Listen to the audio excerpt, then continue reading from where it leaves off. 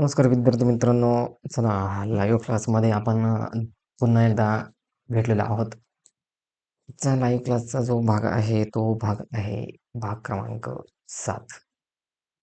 मागील 1 ते 6 भागामध्ये आपण वेगवेगळे प्रकारचे उतारे त्या ठिकाणी बघण्यात आलेले होते. ते उतारावरचे प्रश्न आपण सोडवले. या भागामध्ये सुद्धा आपण 2 उतारे घेणार आहोत आणि त्यावरील प्रश्न आपण त्या ठिकाणी सोडवणार आहोत. आणि मध्ये-मध्ये जे काही महत्त्वाचे प्रश्न, महत्त्वाचे समानार्थी शब्द, विरुद्धार्थी शब्द हे मी तुम्हाला त्या ठिकाणी मध्ये-मध्ये जे वाटेल, महत्त्वाचे जे वाटेल, ते मी तुम्हाला सांगणार आहे.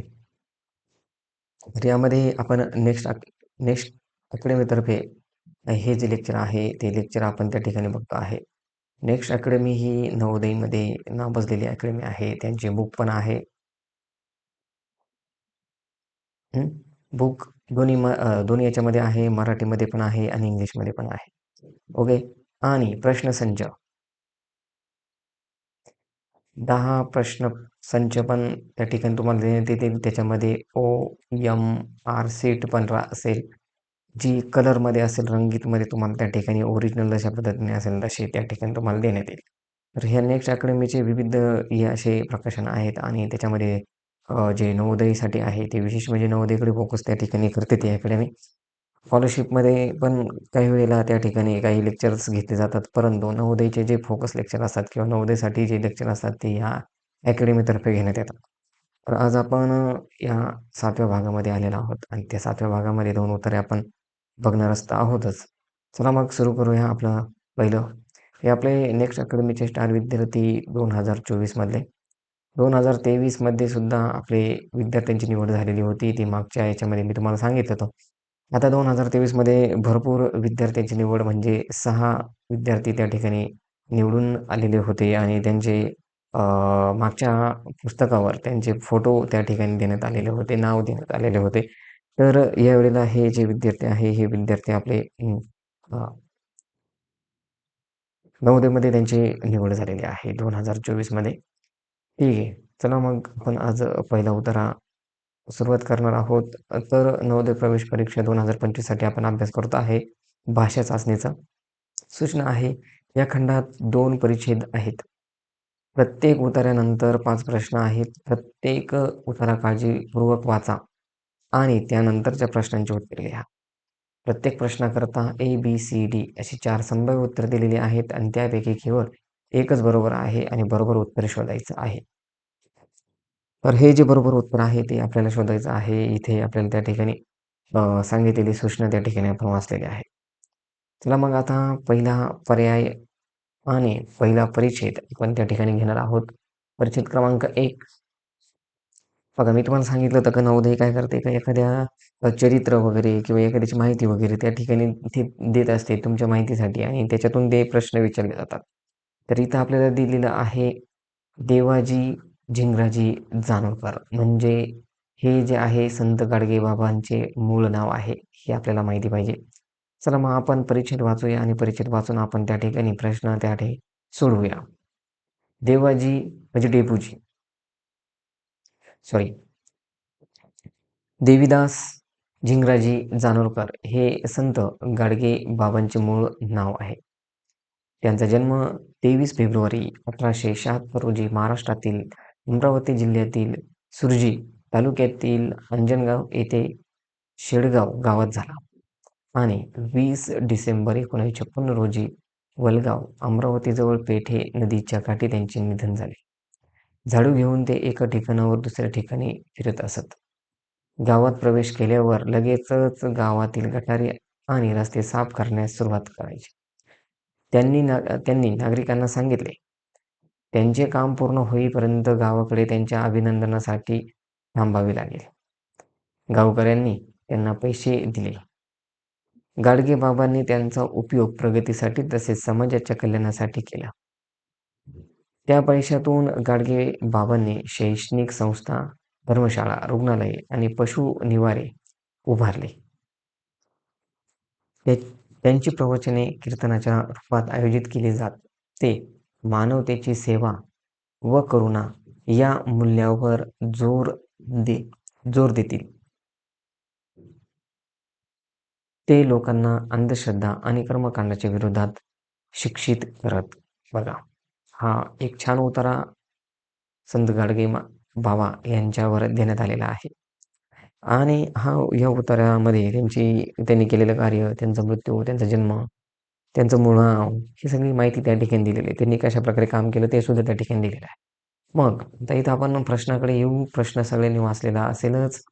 संत गाडगे बाबांचे मूळ नाव काय आहे? मूळ नाव बोललेलं आहे. मूळ नाव काय आहे? बघा, संत गाडगे बाबांचे मूळ नाव काय आहे? दे दाविदास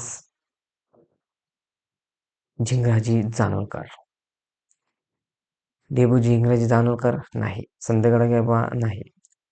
वालगावमूर्ती नाही. तर पहिलं जे उत्तर आहे, देवीदास झिंगराजी जानोरकर हे त्यांचं मूळ नाव त्या ठिकाणी आहे. ओके. हे मूळ नाव त्यांचं आहे, हे लक्षात घ्या. कुठेही तुम्हाला सामान्य ज्ञान वगैरे इतर ठिकाणी पण हे कामात पडू शकतं. ठीक आहे. पुढचा प्रश्न आपण दुसरा प्रश्न घेऊया. संत गाडगे बाबांचा जन्म कोणत्या गावात झालेला आहे? कोणत्या गावात झालेला आहे ते विचारलेलं आहे. मग जन्म 23 फेब्रुवारी 1876 रोजी महाराष्ट्रातील अमरावती जिल्ह्यातील सुरजी तालुक्यातील अंजनगाव येथील शेडगाव. बघा, म्हणजे अमरावती जिल्हा, सुरजी तालुका आणि अंजनगाव येथील शेडगाव गावात त्यांचा जन्म झालेला आहे. मोगलगाव आहे का? नाही. अंजनगाव, अंजनगाव तर काय आहे? अंजनगाव तर तेथील गाव आहे. सुरजी हा तालुका आहे. मग राहिलं कोणतं? शेडगाव. तर हे शेडगाव ते उत्तर योग्य आहे. बघा, हे जे आहे हे अमरावती जिल्हा, नंतर तालुका, नंतर गाव. तर ह्या गोष्टी तुम्हाला काही वेळेला फसवण्याचं काम त्या ठिकाणी करतात. अमरावती समजा इथं जर वलगावच्या ठिकाणी अमरावती दिलं असतं, बरोबर. अंजनगावचं दिलंच आहे, सुरजी दिलेलं आहे. तर हे काही वेळेला विद्यार्थी पहिलं वाचलं तर त्या ठिकाणी लगेच जन्म अमरावती जिल्हा, मग लगेच तिथं गाव विचारलेलं आहे, पण विद्यार्थी जिल्हा म्हणून त्या ठिकाणी सिलेक्ट करून उत्तर ए म्हणून देऊन टाकतो आणि त्यामुळे त्याचं उत्तर चुकतं. आणि एक उत्तर चुकलं तर आपला कमीत कमी 1.25 मार्क कमी होतात. बरोबर. आणि जर उत्तर बरोबर आलं तर हेच 1.25 मार्क आपल्याला मिळू शकतात. म्हणजे हे खूप महत्त्वाचं आहे. तिसरा प्रश्न, संत गाडगेबाबा यांचे निधन कोणत्या तारखेला झाले किंवा कोणत्या दिनांकात झाले? तर 23 फेब्रुवारी 1876 रोजी अमरावती यांचे जन्म झालेला आहे. इथं आपल्याला विचारलेलं आहे निधन म्हणजे मृत्यू. मग ते दिलेलं आहे की 20 डिसेंबर 1956 वलगाव अमरावती निधन झाले. 1956 अमरावती येथे निधन झाले. बघा, इथं दिलेलं आहे 20 फेब्रुवारी 1956. 23 डिसेंबर आहे, इथं 23 फेब्रुवारी आहे. म्हणजे हे पण येणार नाही. 20 डिसेंबर, डिसेंबर तर दिलेलंच. हां, इथं डिसेंबर दिलेलं आहे. 20 डिसेंबर 1956. 20 फेब्रुवारी 1956. बघा, इथं फेब्रुवारी दिलेलं आहे. 1956, 1956, डिसेंबर आणि फेब्रुवारी. म्हणजे डी हे उत्तर त्याचे योग्य आहे. हे उत्तर येत नाही. फेब्रुवारी दिलेलं आहे. जरी हे 2 दिलेलं आहे 20 आणि 1956 बरोबर, पण फेब्रुवारी दिलेलं आहे त्यामुळे ते उत्तर चुकलेलं आहे. डिसेंबरचा येतच नाही, तर 23 दिलेलं आहे त्यामुळे 76 दिलेलं आहे, 76 दिलेलं आहे, 23 दिलेलं आहे त्यामुळे ते उत्तर येऊ शकत नाही. तर इथं आपल्याला धडधडीत उत्तर त्या ठिकाणी देण्यात आलेलं आहे त्यामुळे चुकीचं येण्याचं कारण नाही. दया. बघा, दया या अर्थाचा कोणता शब्द परिच्छेदात आलेला आहे? या अर्थाचा म्हणजे समानार्थी शब्द आपल्याला बघायचा. समानार्थी शब्द आपल्याला बघायचा आहे. तर दया, दया याचा समानार्थी शब्द मी तुम्हाला त्या ठिकाणी सांगणार आहे का दया याचा समानार्थी शब्द कोणकोणते आहे ते मी लिहून देतोच. पण परिच्छेदात आपल्याला कोणता दिलेला आहे तर दया. दया म्हणजे काय? हे आपल्याला माहिती पाहिजे. दया म्हणजे दया दाखवणे. हं, करुणा. बघा, इथं दिलेला आहे हा शब्द सेवा आणि करुणा. सेवा करणं म्हणजे काय? मदत करणे किंवा त्यांना त्या ठिकाणी त्यांच्याबरोबर कार्य करणे. बरोबर. करुणा. करुणा म्हणजे काय? करुणा म्हणजे दया. त्याचा समानार्थी शब्द जो आहे तोच दया म्हणजे काय आहे? या ठिकाणी आपल्याला अ, दया म्हणजे करुणा. इथं करुणा शब्द दिलेला आहे. करुणा हे जे आहे हे उत्तर योग्य आहे. सेवा नाही, धर्मशाळा नाही, अंधश्रद्धा नाही, हे पण येत नाही. तर दयाचे समानार्थी शब्द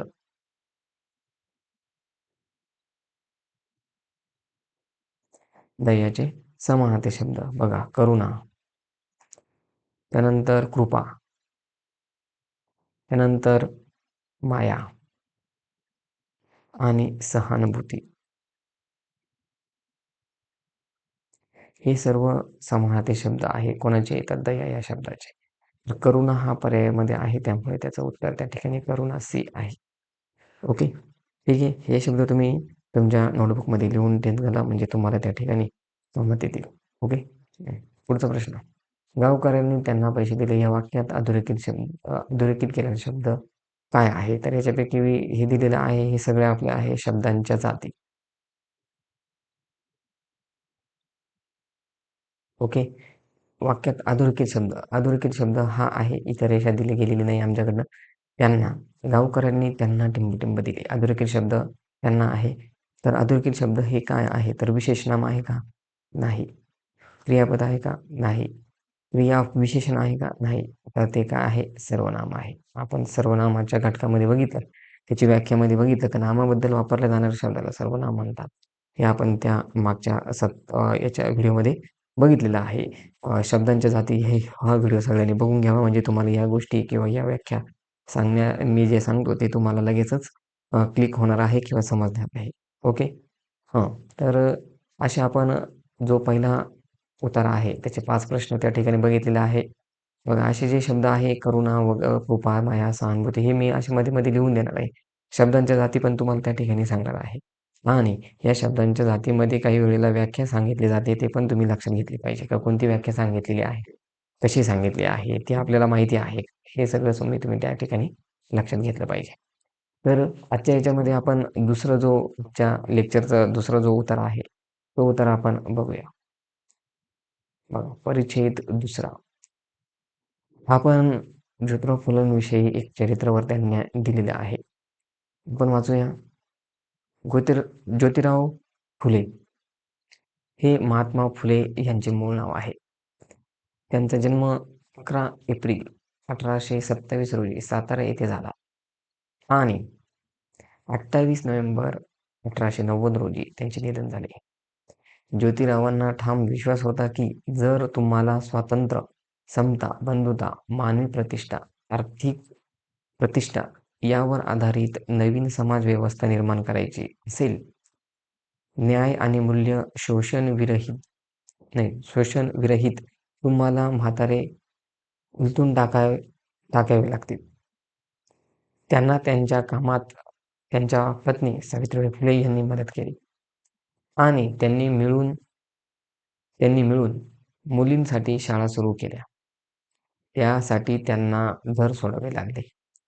त्यांनी विधवा विवाह सुरू केला आणि सुरुवातही केली. उच्चवर्णीय विधवांसाठी ते घर, तसेच स्त्रीभ्रूण हत्या रोखण्यासाठी नवजात अर्भकांसाठी घर. थोर समाजसुधारक ज्योतिराव फुले यांना 11 मे 1888 रोजी दुसरे थोर समाजसुधारक राव बहादूर विठ्ठलराव कृष्णाजी वांदेकर यांनी महात्मा ही उपाधी बहाल केली. कोणी? तर राव बहादूर विठ्ठलराव कृष्णाजी वांदेकर यांनी कोणती पदवी? महात्मा ही पदवी दिली. कोणाला? महात्मा फुले म्हणजे गोविंदराव फुले हे. तर असा हा आपला परिच्छेद आहे आणि या परिच्छेदामध्ये आपण त्या ठिकाणी 5 प्रश्न बघणार आहोत आणि त्या 5 प्रश्नामध्ये काही महत्त्वाचे शब्द जर आले तर आपण त्या ठिकाणी त्याच्याबद्दल पण लक्ष केंद्रित करणार आहोत. तर पहिला प्रश्न सगळ्यांनी वाचायचा आहे.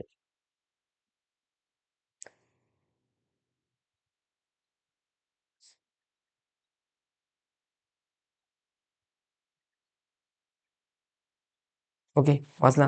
हां, ठीक आहे. चला आता उत्तर सगळ्यांनी सांगा. महात्मा फुले यांचे मूळ नाव काय होते? साहजिकच महात्मा फुले मूळ नाव गोविंदराव फुले होते. महात्मा फुले, गोविंदराव फुले हे येतं. ज्योतिराव फुले येत नाही, हे येत नाही, हे येत नाही. म्हणजे हे नाव ए बरोबर आहे. ओके, ठीक आहे. चला पुढचं आहे. महात्मा फुले यांचा जन्म कोणत्या शहरात झाला? कोणत्या शहरात झाला? शहरात विचारलेलं आहे. बघा, महात्मा फुले यांचा जन्म रोजी सातारा येथे झाला. सातारा. ओके, सातारा म्हणजे बी उत्तर हे योग्य. आहे. सातारा येथे त्यांचा जन्म झालेला होता. ठीक आहे. महात्मा फुले यांना त्यांच्या सामाजिक सुधारणा कार्यात कोणी मदत केली? कोणी मदत केली तर इथं आपल्याला दिलेलं आहे, की मदत करणारे जे होते त्यांची पत्नी सावित्रीबाई फुले यांनी मदत केलेली होती. म्हणजे सावित्रीबाई फुले हे त्याचं उत्तर आहे बी. बरोबर. म्हणजे बाकीचं उत्तर पर्याय वाचणं म्हणजे आपला वेळ वाया घालवणं अशा प्रकारचं उत्तर आहे. ओके. ठीक आहे. चला पुढचा आहे परिच्छेदात अन्याय या शब्दाचा विरुद्धार्थी शब्द कोणता बघा? अन्याय. हं? अन्याय. अन्यायीचा विरुद्धार्थी शब्द त्या ठिकाणी सांगितलेला आहे. अन्याय या शब्दाचा विरुद्धार्थी शब्द. एकदम सोपा आहे. ज्यांनी विरुद्धार्थी शब्द वाचलेले असतील, तर त्या ठिकाणी अन्यायच्या याचा लगेचच आपल्याला त्या ठिकाणी सापडणार आहे. समता आहे का? नाही. प्रतिष्ठा, प्रतिष्ठा पाहिजे होतं इथं? नाही. मूल्य? नाही. तर न्याय म्हणजेच उत्तर आहे सी. न्याय, अन्याय हे एकमेकांच्या विरोधात आहे. न्याय, अन्याय. ओके. पण समजा अन्याय या शब्दाचा समानार्थी शब्द विचारला तर? हे कोणाला माहिती? सांगा, कमेंट्समध्ये सांगा. का आहे कोणाला माहिती? हं? अन्याय या शब्दाचे समानार्थी शब्द. बघा, मी इथं तुमच्या स्क्रीनवर लिहून देतो. सगळ्यांनी आपल्या नोटबुकमध्ये लिहून घ्यायचे आहे. अनिती, अत्याचार, जुलूम, बरोबर? अन्यायकारक.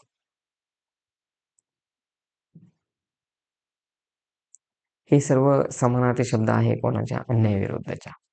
बरोबर? हे सगळे लक्षात ठेवायचे आहे. आपण लक्षात ठेवून ठेवायचं आहे. आपल्याला विचारलं होतं विरुद्धार्थी शब्द न्याय, अन्याय हे साहजिकच आहे. कोणाला पण ज्यांना विचारलं असेल त्यांनी त्या ठिकाणी लगेच तुम्ही बघू शकता. ओके? ठीक आहे. ठीक आहे. चला आता पुढचा जो प्रश्न आहे.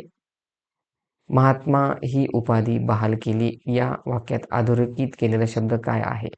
महात्मा. बघा, महात्मा हे जे दिलेलं आहे, ही एक पदवी आपण बघितली इथे बघा. वांदेकर विठ्ठलराव कृष्णाजी वांदेकर यांनी महात्मा ही उपाधी बहाल केली. बरोबर. उपाधी कोणाला बहाल केली? तर महात्मा फुले यांना महात्मा ही उपाधी बहाल केलेली आहे. मग ते सर्वनाम आहे का? नाही. सर्वनाम म्हणजे काय? नामाबद्दल नामाबद्दल वापरल्या गेलेल्या शब्दाला सर्वनाम म्हणतात. आणि विशेषण म्हणजे काय? नामाबद्दल विशेषण सांगितले असेल तरच त्या ठिकाणी त्याला आपण विशेषण म्हणतो. नाम म्हणजे क्रिया. क्रियाविशेषण म्हणजे काय? क्रियाविशेषण म्हणजे क्रिया केल्याबद्दलचं विशेषण एखादं सांगत असेल शब्द तर त्याला क्रियाविशेषण म्हणतात. बरोबर? नाम म्हणजे एखाद्या वस्तू, एखादी व्यक्ती, एखादा पदार्थ, एखादा घटक त्याला ठेवलेलं जे नाव असतं त्यालाच आपण काय म्हणतो? नाम म्हणतो. मग महात्मा ही एक काय आहे? नाव ठेवलेलं आहे. म्हणजेच महात्मा हे काय आहे? नाम आहे. ही जी आहे उपाधी दिली आहे ती काय आहे? महात्मा या नावाची उपाधी त्यांना दिलेली आहे. म्हणून ते एक आहे नाम. ते काही विशेषण वगैरे, क्रियाविशेषण वगैरे काही नाही. ते नाम त्या ठिकाणी दिलेलं आहे. ओके. तर अशा प्रकारे आपण हे जे 5 प्रश्न आपण बघितलेले आहे आणि यामध्ये अ, काही काही अजून काही शब्द मी तुम्हाला इथं मला वाचनात लक्षात आलं आणि त्या वाचन लक्षात आल्यानंतर मी तुम्हाला ते अ, शब्द सांगण्याचा प्रयत्न करतो.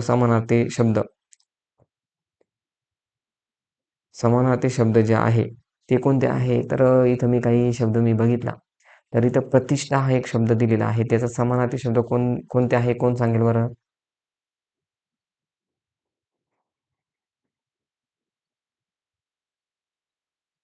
समानार्थी शब्द. प्रतिष्ठेचे समानार्थी शब्द काय काय आहे? मान, आदर. बरोबर? प्रतिष्ठा हा शब्द इथे आहे बरं का, म्हणून मी त्या ठिकाणी सांगतोय. लक्षात घ्या. त्यानंतर कदर. हं? हे काही जे आहे, हे काही शब्द जे आहे ते तुम्हाला मी या ठिकाणी दिलेले आहे. तर भरपूर असे काही विश्वास आहे. विश्वाचा समानार्थी शब्द शोधा.